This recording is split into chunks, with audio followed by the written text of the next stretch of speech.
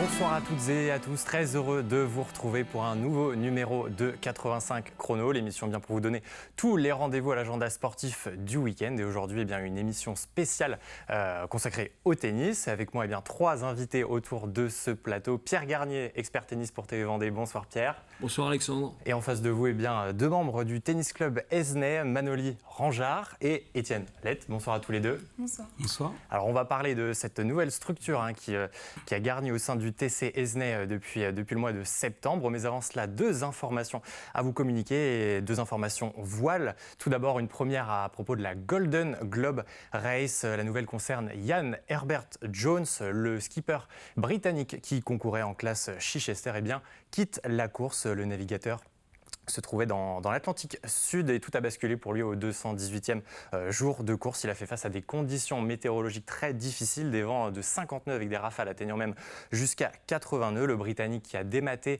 s'est blessé au dos et au crâne et a activé sa balise de détresse lundi soir. Il a alors été récupéré le lendemain, mardi, par un navire taïwanais dérouté au large de l'Argentine. Ian Herbert Jones est maintenant sain et sauf et sera déposé au Cap en Afrique du Sud où son arrivée est prévue le 20 avril. La Golden Globe Race, elle se poursuit en tout cas pour les trois skippers toujours en route vers les Sables d'Olonne. Premières arrivées prévues pour la fin de ce mois d'avril.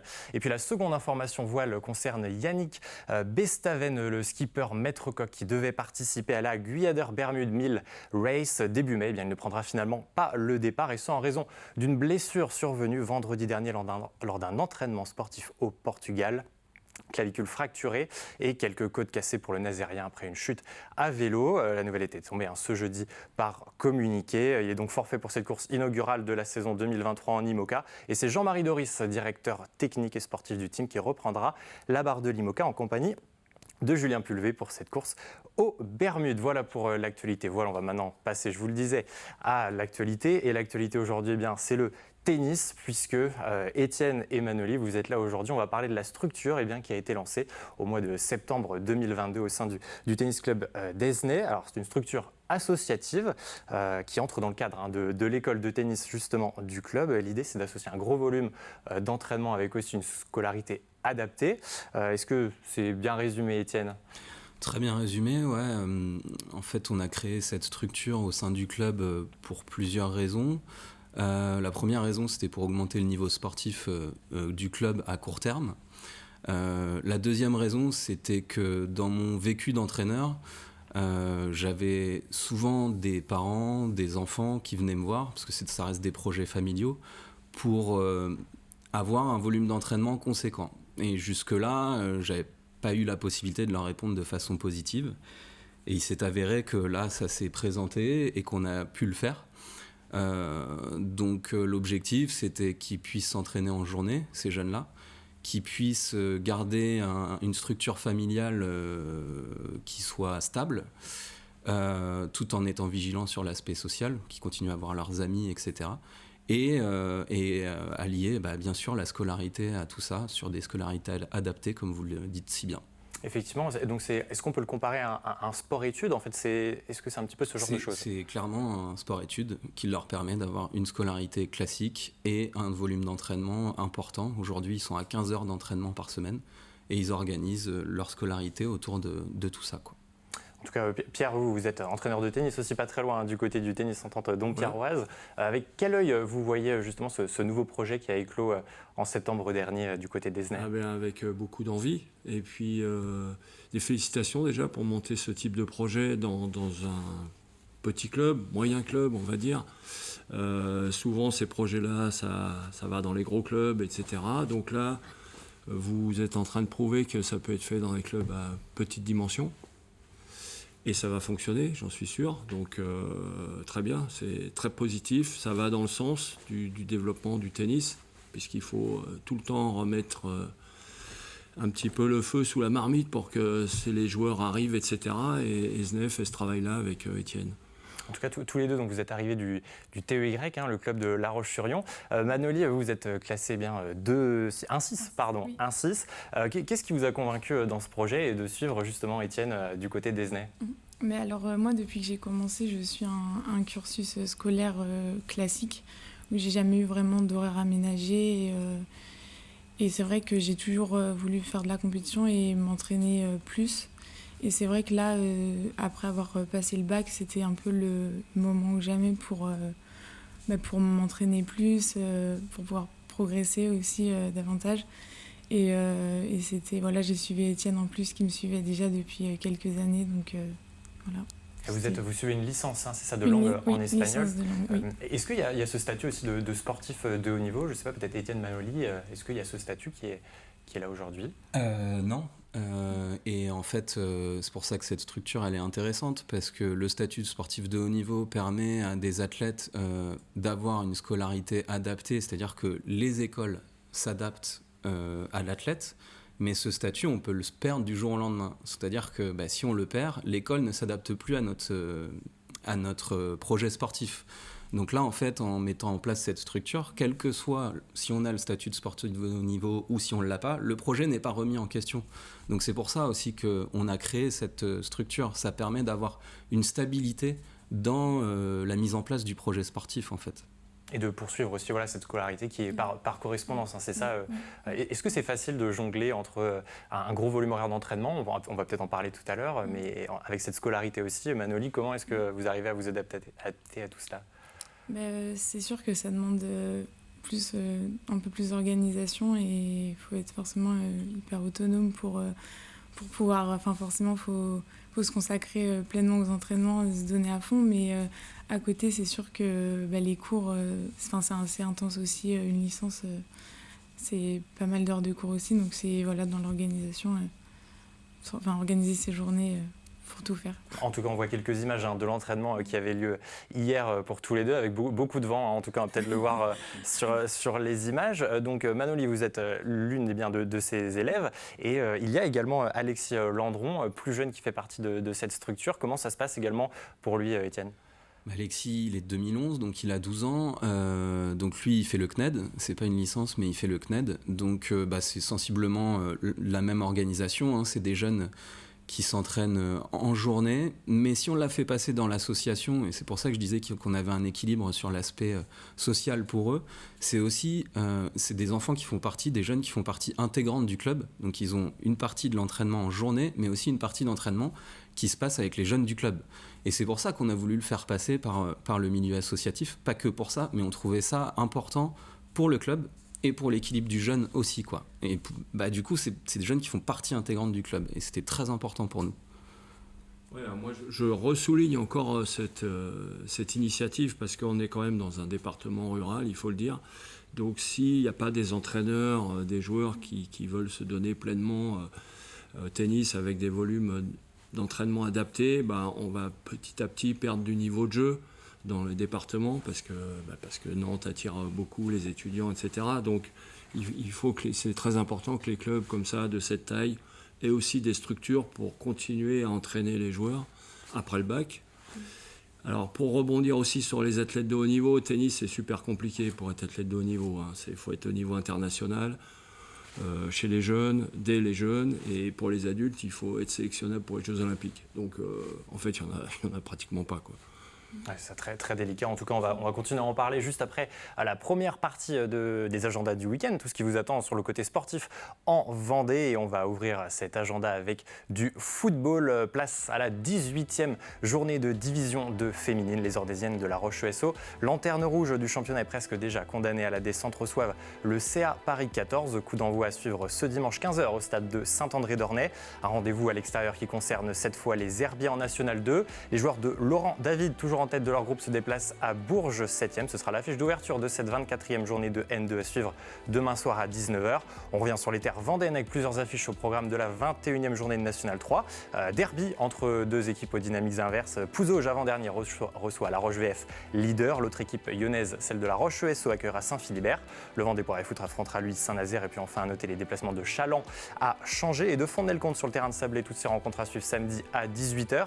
En basket, Chaland jouera vendredi soir à Michel Brignon, son avant-dernier match de la seconde phase de National 1 masculine. Réception de Feur, égalité de points entre les deux formations. Le VCB est toujours en course pour les playoffs. Début du match à 20h. On jouera aussi à 20h vendredi, mais cette fois du côté des Sables d'Olonne et de la salle Beau Séjour. Encore 3 rencontres à disputer pour les Sables Vendée Basket opposés à Kaisersberg. Les Vendéens ont 3 matchs pour aller décrocher, eux, leur maintien en National 1. De division en dessous, samedi à 20h, place à la 23e journée de National 3 masculine. Une seule affiche sur les parquets vendéens. Le Saint-Georges Montaigu Vendée Basket accueille Montfort. Rendez-vous à Lorient pour l'entente les Sables-la-Roche. Chalon-Riévy ira à Cherbourg et puis Salertaine et Chambretot se rendront respectivement du côté de Saint-Rogatien et de Brissac, Loire-Aubance. Chez les féminines, à présent, l'équipe Espoir de la Roche Vendée Basket reçoit Angers avant-dernière rencontre programmée samedi 17h15 à la Halle des Sports des Oudéry pour cette 22e et dernière journée de la saison régulière.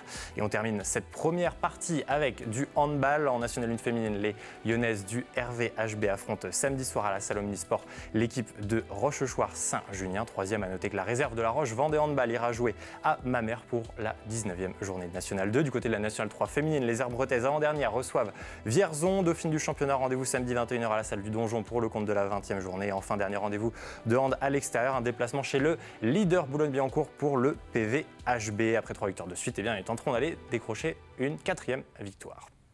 On revient sur le tennis et nos invités du TC Esnay. On le voit en tout cas, donc 2 élèves font partie de cette structure depuis septembre 2022. Et Étienne, est-ce que ça donne des idées pour faire grossir encore plus ce projet d'ici quelques mois ? Ça donne des idées, oui, c'est-à-dire qu'au moins les jeunes Vendéens, ils savent que si demain ils veulent avoir un projet d'envergure, ils savent qu'il y a une structure qui existe en Vendée. Moi je me suis confronté à ça en tant qu'entraîneur, toi aussi je pense Pierre, où des jeunes, on ne pouvait pas leur proposer ce genre de structure et ils partaient à droite, à gauche, loin, ils se déracinaient familialement parlant. Alors des fois ça marche, mais des fois ça marche pas. Ça convient pas forcément à tout le monde. Au moins, ça a le mérite d'exister. Voilà. C'est tout. Voilà, on va pas faire du recrutement pour faire du recrutement, mais voilà, ils savent que ça existe. En tout cas, on voit une partie, votre équipe qui est accompagnée avec Tony Josselin, qui est sur la gauche préparateur physique. Comment est-ce que ça se passe ? Donc, il y a beaucoup d'entraînements en semaine. Manoli, peut-être vous pouvez nous dire un mot, le nombre d'entraînements, il y en a plusieurs par jour parfois. Et puis, qu'est-ce que vous travaillez plus particulièrement peut-être en ce moment sur cette fin de saison ? Alors, donc déjà, on joue tous les jours, donc du lundi au vendredi et parfois même on a un entraînement le samedi. Et donc en général, c'est 2 fois par jour. Donc ça peut être 2 fois l'après-midi ou alors un entraînement le matin et un autre l'après-midi. Et après, donc en général, on a 2 à 3 entraînements physiques. Et sinon, c'est beaucoup tennis. Enfin, ouais, voilà. Et comment se passe votre relation entre tous les deux ? Vous vous connaissez bien. Comment est-ce que vous arrivez, vous jonglez l'un avec l'autre ? Vous allez peut-être justement, Étienne, voir Manoli aussi sur les tournois, les championnats. Comment elle s'est faite cette entente entre vous deux ? Ça fait longtemps que je connais Manoli. Ça doit être la 5e année, là. C'est peut-être même 6e année que je l'entraîne. Donc, on se connaît très bien. Il y a même des fois où il n'y a pas besoin de parler pour savoir que ça va ou que ça ne va pas. Donc ça, c'est pratique.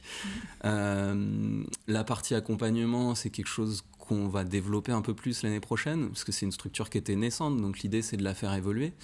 Mais oui, c'est partie intégrante de cette structure, du moins l'année prochaine, parce que là, c'était un vrai point faible cette année.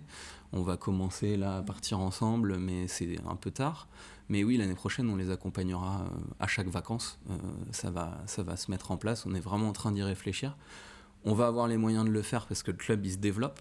Donc avec plus de licenciés. Donc si on a plus de licenciés, ça va nous donner les moyens d'avoir plus d'heures d'enseignement qui ne seront faites par d'autres enseignants. Donc ça va dans le bon sens et ça se fait tranquillement au fil du temps, quoi. Voilà. C'est ça, 202 adhérents en tout cas au TC Esnay, c'est ce que l'on disait. Et puis il va y avoir 2 rendez-vous aussi.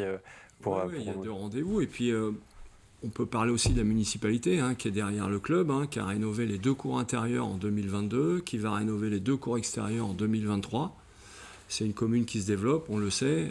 Donc il y a un lycée à côté. Donc Étienne aussi, il y a réfléchi au lycée, parce que je pense qu'à la seconde, il y aura peut-être moyen de faire des horaires aménagés. Ouais, voilà, tout est possible. Et puis aussi, c'est une structure qui est exemplaire, parce que ça prouve aussi aux autres clubs qu'avec 2 cours couverts, Même si c'est pas gigantesque, avec un petit peu d'imagination, on peut faire des trucs sympas pour le développement du tennis et de la compétition en Vendée. Ouais, c'est sûr. Alors on a presque 3 cours couverts. On partage le 3e cours avec une autre asso.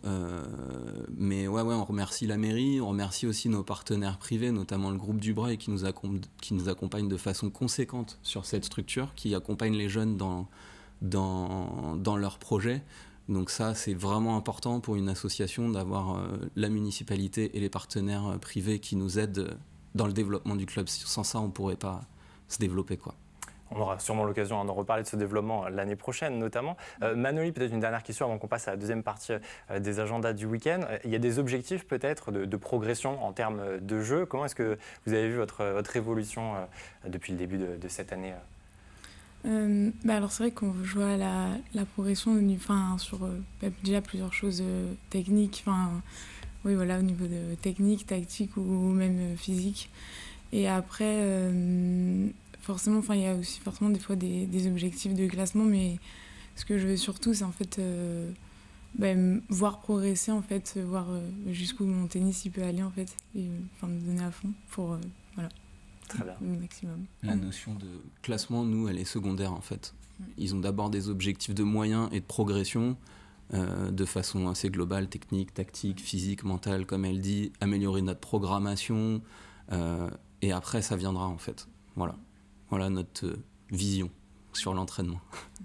Très bien. Et puis il y aura 2 rendez-vous de votre côté. La Coupe de Vendée ce week-end, puisque vous êtes toujours en lice. Et justement, on va ouvrir cet agenda avec ces finales de la Coupe de Vendée Henri Moreno qui seront à suivre dimanche pour les 4e, 3e, 2e séries hommes et femmes. Demi-finale dès 9h30 et les finales programmées à partir de 14h30 dimanche à Saint-Hilaire de Riez.